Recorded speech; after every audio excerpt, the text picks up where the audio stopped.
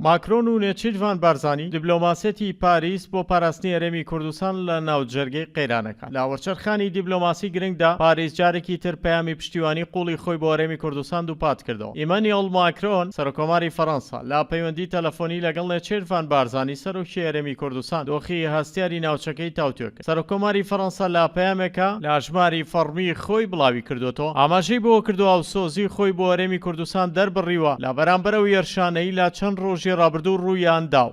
ماکرۆن و بارزانی هاوڕابوون لەسەر بەردەوامی هەوڵەکانیان بۆ ڕێگریکردن لە پەرەسەندنی ململانیەکان تاوەکو ناوچەکە چیدی بەرەو ئاڵۆزی زیاتر هەنگاو نەنێ.